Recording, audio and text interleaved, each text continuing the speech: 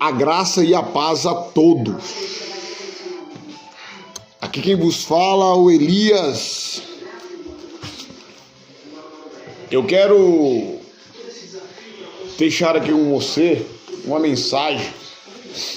Se encontra em Romanos, no capítulo 5, versículo 1, que diz assim: sendo, pois, justificado pela fé, temos paz com Deus, por nosso Senhor Jesus Cristo. A Bíblia diz assim nesse texto: sendo justificado pela fé, temos paz com Deus. Entendemos que quando fala sermos justificados pela fé, a justiça veio pelo quê? Pela fé. E qual é essa fé? Jesus. A fidelidade de Cristo é a nossa fé. A nossa fé é a fidelidade de Cristo na cruz do Calvário. Como se entender? A igreja pega esse texto e fala: não, meu irmão, aí é justificado pela nossa fé em Cristo. Nós temos que ter fé nele para que ele venha nos justificar. Não. A Bíblia diz assim: sendo justificado por Cristo, temos paz com Deus. Aí você entende. Para nós ter paz com Deus, essa justificação, né? Ela veio, que nem a Bíblia diz. Vamos ler em Romanos, capítulo 4, versículo 25, voltando o texto. Romanos 4, 25, diz assim, ó. Presta bem atenção. O qual por nós, aqui ó, no capítulo 4, versículo 25, diz assim, ó. Não vamos ler o 24 para não sair fora do sentido da palavra, do contexto. Diz assim: mas também por nós, a quem será tomado em conta? Os que creem naquele que dos mortos ressuscitou a Jesus nosso Senhor. Vamos ler o 23, para ficar mais claro ainda. Vamos ler o 23, presta atenção. Ora, não só por causa deles está escrito que lhe fosse tornado em conta, mas também por nós, a quem será tomado em conta os que creem, os que cremos, quer dizer, naquele que dos mortos ressuscitou a Jesus, nosso Senhor, qual por nosso pecado foi entregue e ressuscitou para a nossa justificação. Peraí, agora você entende que a justificação, quando você lê aqui em Romanos, capítulo 5, versículo 20, versículo 1, você vai entender que quando fala sendo justificado pela fé, se a ressurreição de Cristo foi a nossa justificação, você entendeu? Você entende que a justificação que veio pela fé, veio pela fidelidade de Cristo? Entende? Vou ler de novo o texto. Sendo, pois, justificado pela fé, temos paz com Deus. Primeiro ponto que nós temos que ver nesse texto é que a justificação, a nossa justificação, nos trouxe paz com Deus. E quem que foi que trouxe essa paz com Deus?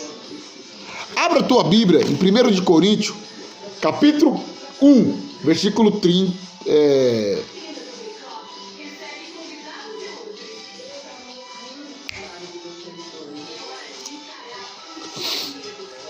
1 de Coríntios, capítulo 1, versículo 30 primeiro. Vamos ler lá primeiro, melhor. 1 de Coríntios, capítulo 1, e no versículo 30, presta bem atenção. diz assim: mas vós sois dele. Vós quem? Nós. Paulo está falando com a igreja de Corinto, que também serve para nós. Creio que nós todos somos deles, né? Mas vós sois dele, em Jesus Cristo, quer dizer, melhor dizendo, o qual para nós foi feito por Deus sabedoria e justiça e santificação e redenção. Ó, presta atenção. A Bíblia diz que foi feito por Deus em Jesus Cristo. Foi feito por Deus em quem? Em Jesus Cristo. Olha, presta atenção. Mas vós sois dele em Jesus Cristo. Nós somos dele por quê? Nós somos dele em Jesus Cristo. Porque a nossa justificação veio de Jesus Cristo. Entenda? O qual para nós foi feito por Deus sabedoria, justiça, santificação e redenção. Você entende que a nossa redenção, a nossa santificação foi feita por Deus? E não há meritocracia? Agora vamos ler em Efésios capítulo 2, versículo 16. Para que você venha entender claramente em Romanos capítulo 5, onde fala: sendo pois justificado pela fé, temos paz com Deus. Nós temos que entender que essa paz aqui com Deus é a paz da justificação. Depois de nós termos justificado na morte dele, você entendeu?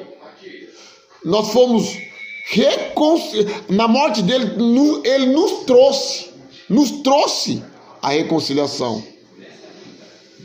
Presta bem atenção. Abra a tua Bíblia aí em Efésios, no capítulo 2, tá bom? E no versículo 16, que diz assim, ó, presta atenção: e pela cruz reconciliar ambos com Deus, em um corpo, matando com ele a inimizade. Quer dizer, o que é a paz? A paz se vê na reconciliação. É a mesma coisa quando você está brigado com uma pessoa, que você chega nele e pede desculpa. Você se reconcilia com ele, com o seu irmão. Quando seu irmão te perdoa, você sente aquela paz. Graças a Deus, eu não devo nada, graças a Deus eu pedi perdão, ele me perdoou, eu estou em paz com aquele meu irmão. É a mesma coisa a paz que Deus, que o Messias trouxe para nós, a reconciliação que foi dada pelo Messias na cruz do Calvário. Entendemos que antes da cruz, nós não estávamos reconciliados. Antes da cruz, não havia perdão. Você entendeu? Antes da cruz, você entendeu? Não havia reconciliação. Na cruz, Cristo nos reconciliou com Deus e trouxe para nós a reconciliação. Abra a tua Bíblia em 2 de Coríntios, no capítulo...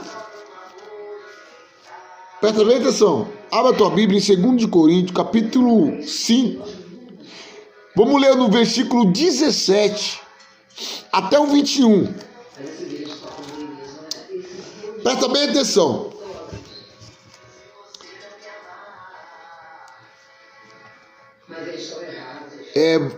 Diz assim: assim que se alguém está em Cristo, nova criatura é, e as coisas velhas já se passaram, ponto, vírgula, eis que tudo se fez novo.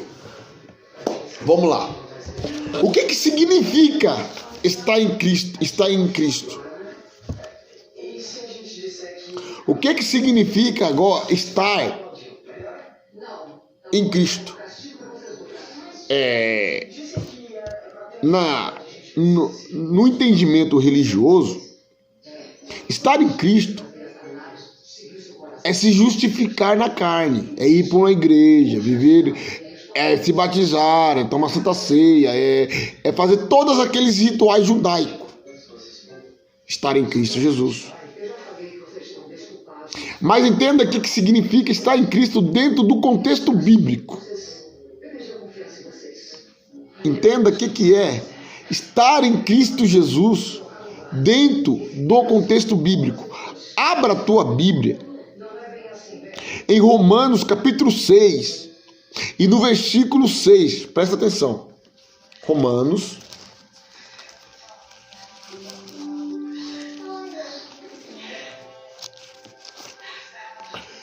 capítulo 6, versículo 6. Presta atenção.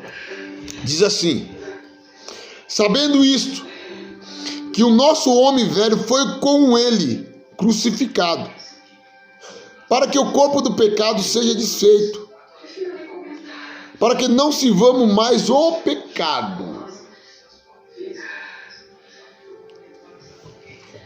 A Bíblia diz que o nosso homem velho foi com Cristo crucificado, para que o corpo do pecado fosse desfeito. Mas entende uma coisa, vamos analisar. Entendemos que Paulo escreve essa carta aqui aos romanos, escreve ao povo que nasceu, viveram antes da cruz. Antes da cruz, eles viviam um homem velho. Mas na cruz, tudo se fez novo. Como se entender que tudo se fez novo? Abra a tua Bíblia em Hebreus capítulo 8 e no versículo 13. Hebreus, no capítulo 8 e no versículo 13. Presta bem atenção. Diz assim: dizendo, novo concerto envelheceu. O primeiro, ponto. Ora, o que foi... presta bem atenção no texto. Olha, vou ler de novo. 13. Dizendo, novo concerto, vírgula, envelheceu o primeiro. O novo concerto, o novo pacto. O novo pacto envelheceu o primeiro.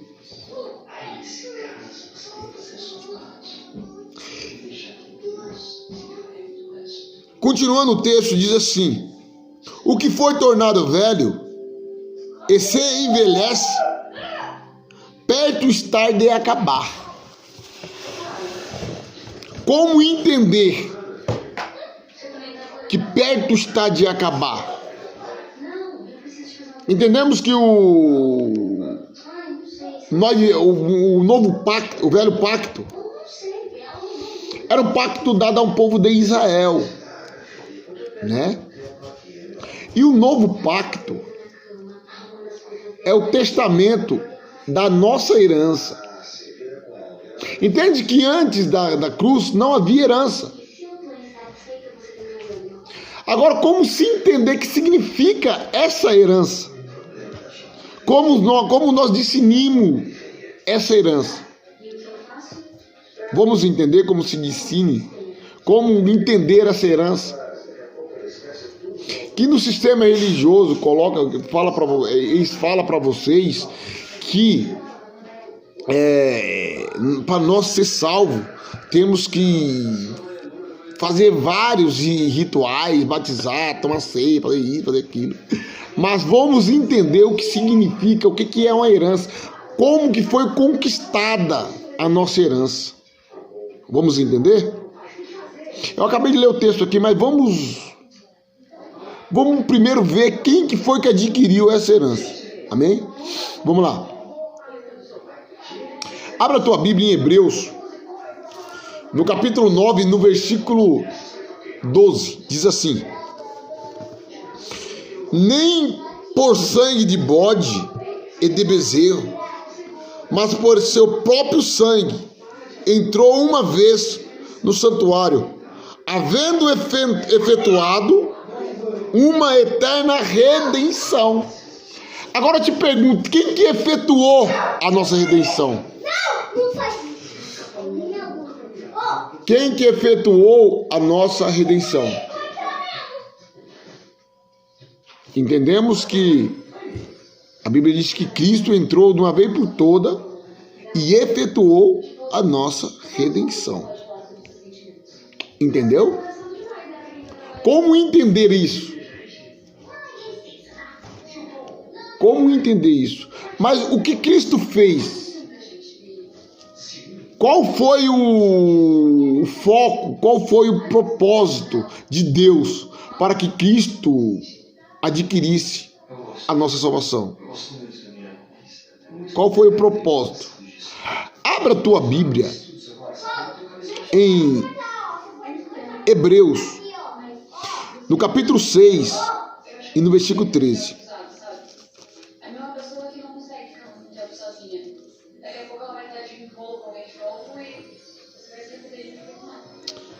Hebreus capítulo 6, versículo 13, diz assim: porque quando Deus fez a promessa a Abraão, como não tinha outro maior para quem o jurasse, jurou por si mesmo. Entenda que quando Deus prometeu a Abraão, qual é essa promessa que foi dada a Abraão? Temos que entender também qual que é a promessa que foi dada a Abraão. Vamos entender?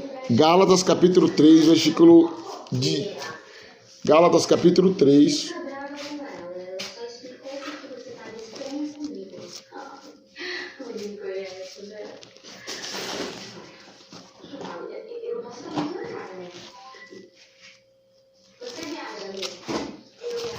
Gálatas capítulo 3 e no versículo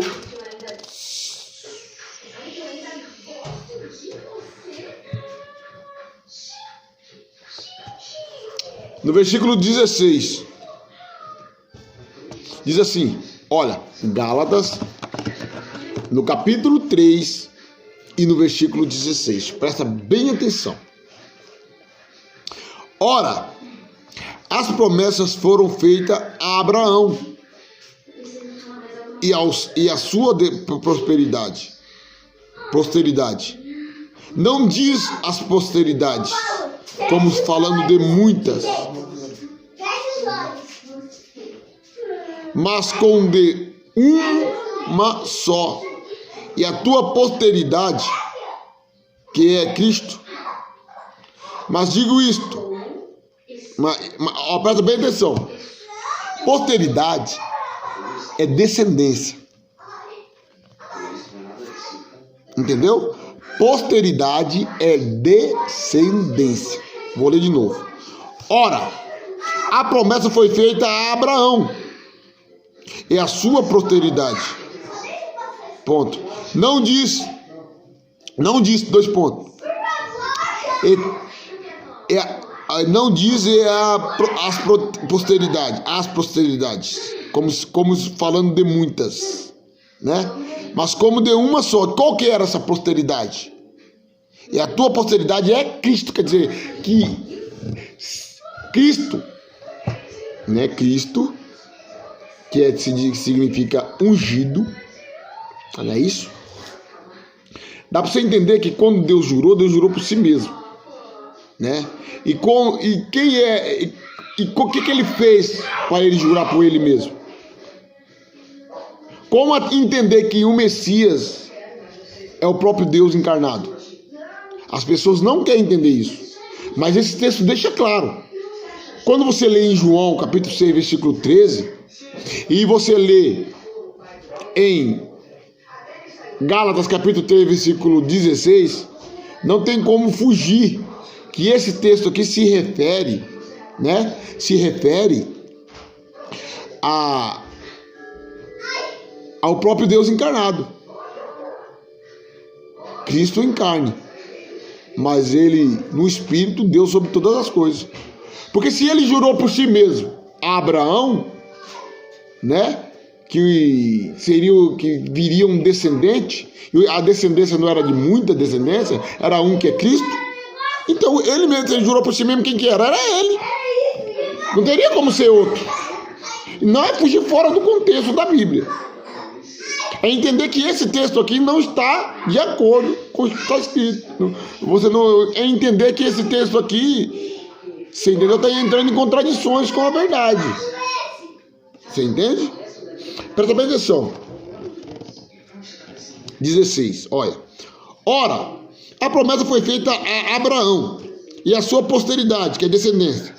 Não diz, é a posteridade como falando de muitas, mas como de uma só. E a tua posteridade, vírgula, que é Cristo.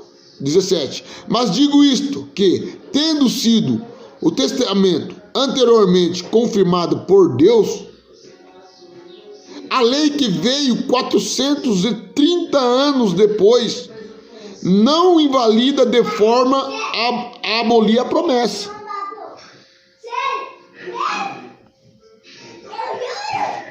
Porque Deus prometeu a Abraão a herança, né?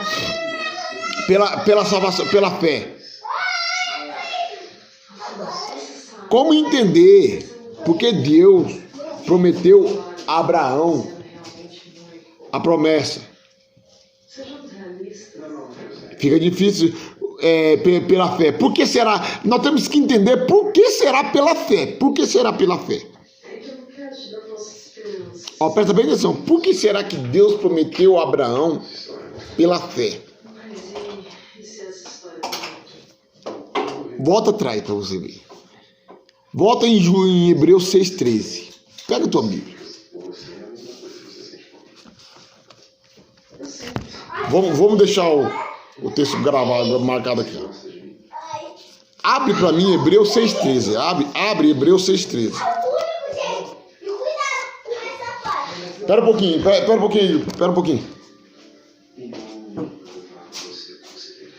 Você entende que eu tô gravando o vídeo? Se você falar alto aí mais uma vez, então eu vou desligar lá. Aí eu te peço. Aí vem.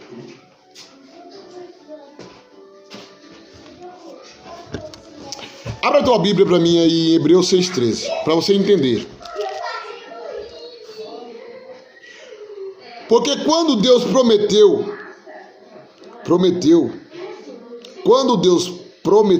a Abraão, porque quando Deus fez a promessa, quer dizer, melhor dizendo, a Abraão, como não tinha muito outro maior por quem jurasse, jurou por si mesmo. Irmão, entenda bem. Minhas irmãs e meus irmãos, entenda bem. Agora que a verdade, agora que você vai entender o sentido dessa promessa que Deus fez a Abraão. Que a promessa que Deus fez a Abraão, que nem você leu lá vamos ler lá agora de novo. Vamos ler de novo para você entender.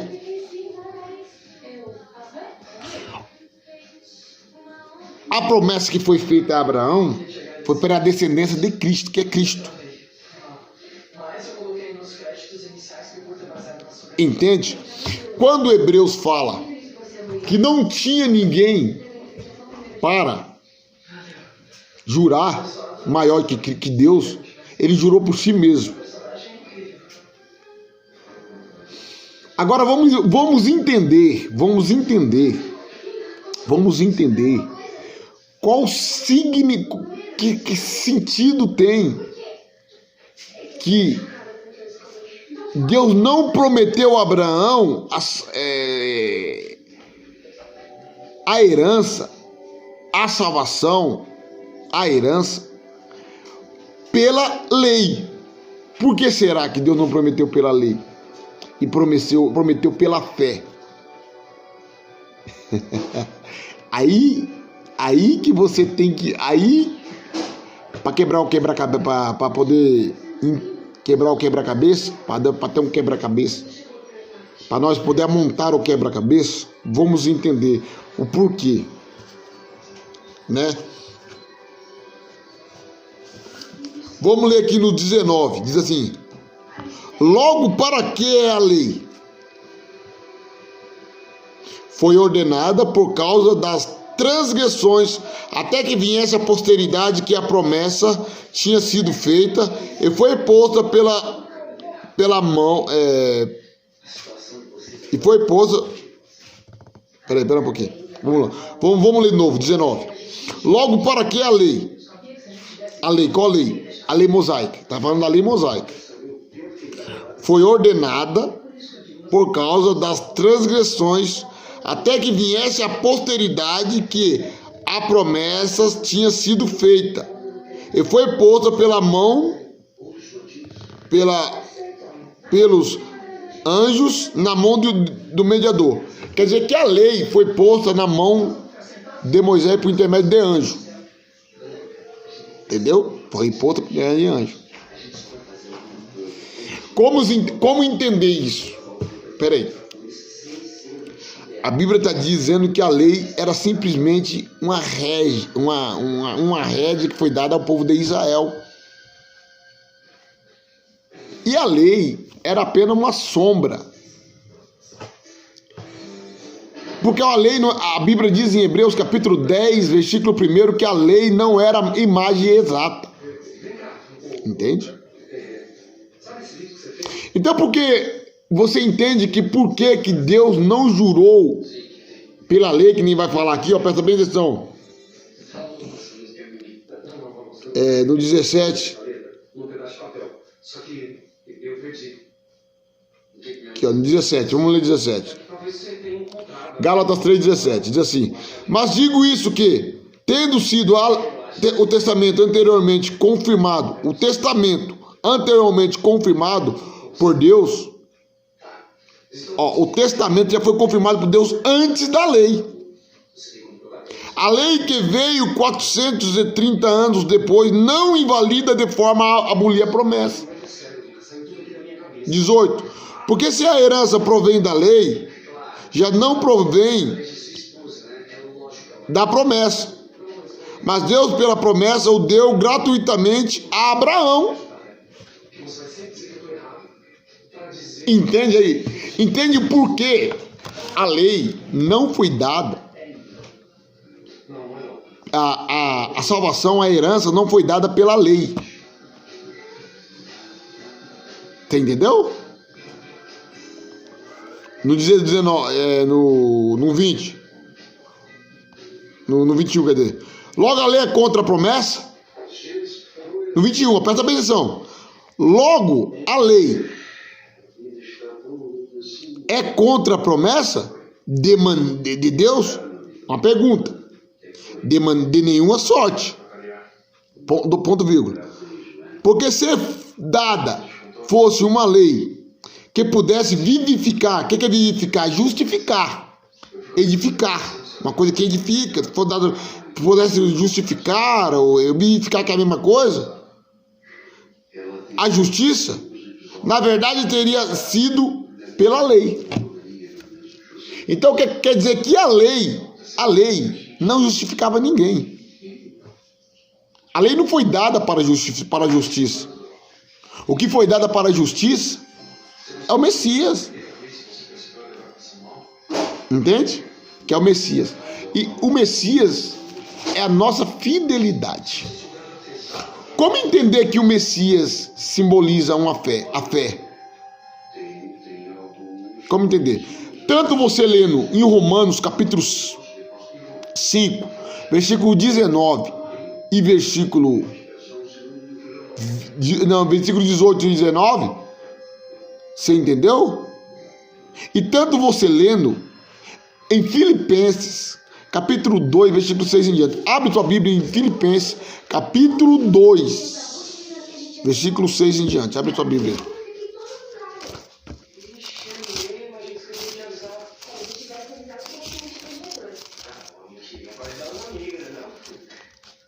Filipenses, capítulo 2, versículo 8, 6 e diante. E sendo a forma de Deus, 6, Filipenses 2, 6. Que sendo em forma de Deus, não teve por usurpação ser igual a Deus, mas aniquilou-se a si mesmo, tomando forma de servo, fazendo-se semelhante aos homens, e achando na forma de homens, humilhou-se a si mesmo, sendo obediente até a morte e morte de cruz. Sendo o quê? Obediente. E por que essa obediência? Que sentido teria essa obediência de Cristo? Por quê? Vamos ler? Romanos 5, capítulo 5, versículo 19. Abra a tua Bíblia em Romanos, capítulo 5, versículo 19.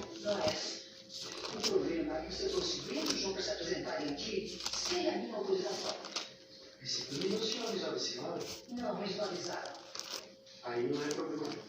Mas isso eu já sabia. Mas se eu fosse um adulto responsável, eu teria conversado muito diretamente. Eu teria deixado por conta de livros. 5, capítulo 5, versículo 18 e 19, diz assim: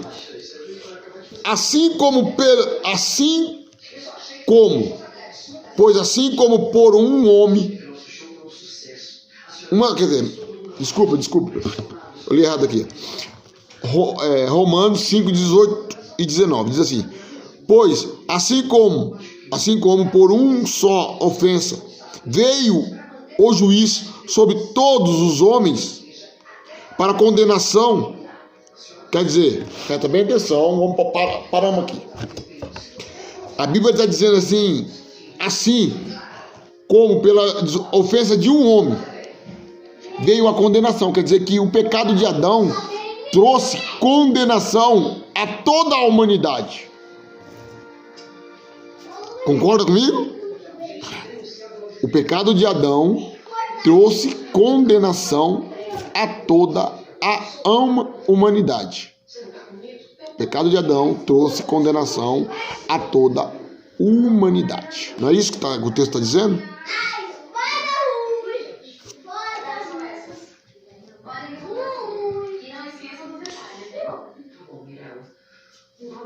Então quer dizer, assim também, por um só ato de justiça, veio a graça sobre todos os homens, para a justificação de vida.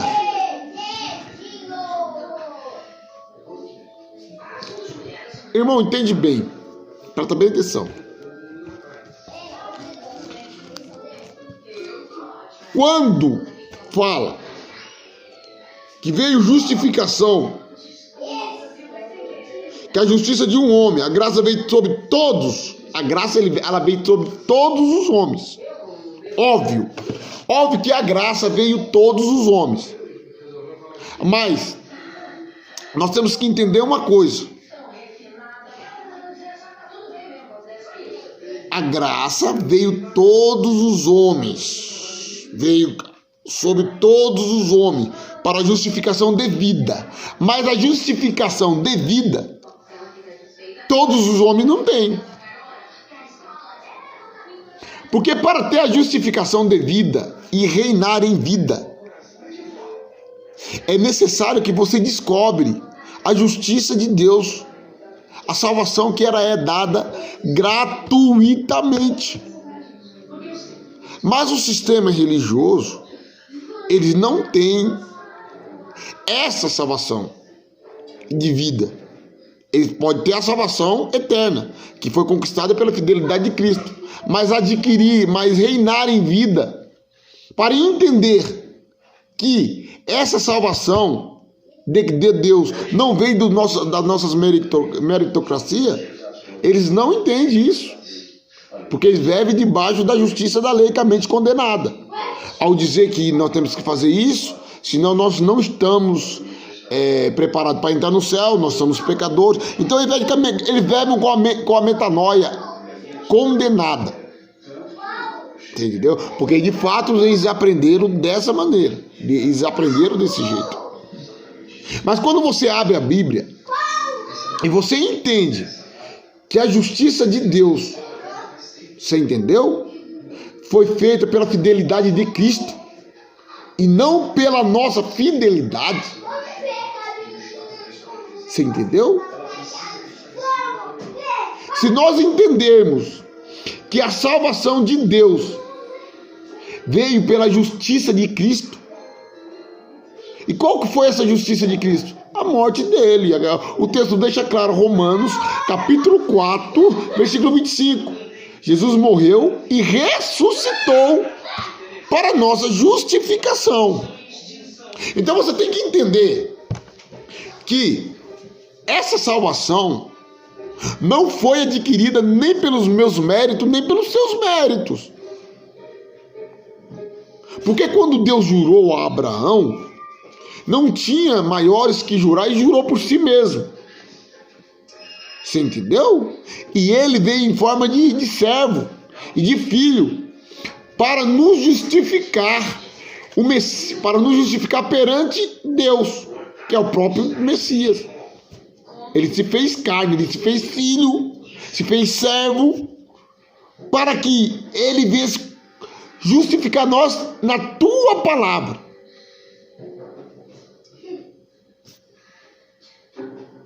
Você entendeu? Vamos entender esse texto. Mas claro, abra a tua Bíblia em Romanos, no capítulo 3 e no versículo 1. Diz assim, Romanos capítulo 3, versículo 1 diz assim: qual é logo a vantagem dos judeus? Está falando aqui sobre o povo de Israel. Presta atenção. Qual é a utilidade da circuncisão? Muitas em todas a maneira. Porque primeiramente as palavras de Deus lhe foram confiadas. 3. Pois que, se algum for incrédulo, a sua incredulidade aniquilará a fidelidade de Deus? De maneira nenhuma. Sempre seja Deus verdadeiro e todo homem mentiroso, como está escrito, para que sejam justificados em tua palavra e vençam quando forem julgados. Você entendeu que? Olha só. Você entendeu que mesmo que aqueles judeus foram incrédulos, eles foram justificados pela fidelidade de Cristo? Ou não? Entendeu isso? Paulo pergunta assim, os romanos perguntam assim a Paulo: a incredulidade, daqueles judeus aniquilará a fidelidade de Cristo, de Deus? Por que será que a incredulidade dos judeus não pode aniquilar a fidelidade de Deus? Porque quando ele jurou por si mesmo. E quem foi que endureceu o coração daqueles judeus? Foi o próprio Deus. Será que eu estou mentindo isso? Foi o próprio Deus. Como que ele endureceu? Abra a tua Bíblia em Romanos, capítulo 11, versículo 26. Versículo, quer dizer, melhor dizendo, 17.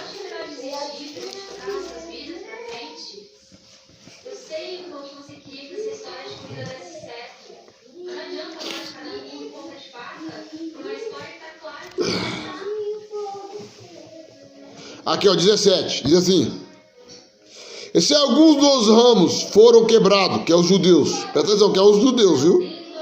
E tu sendo jabungeiro, que não somos gentil, nós somos chamados de zabungeiro, fosses enxertado em lugar deles, e feito participante da raiz e da salva, e da seiva da oliveira, 18.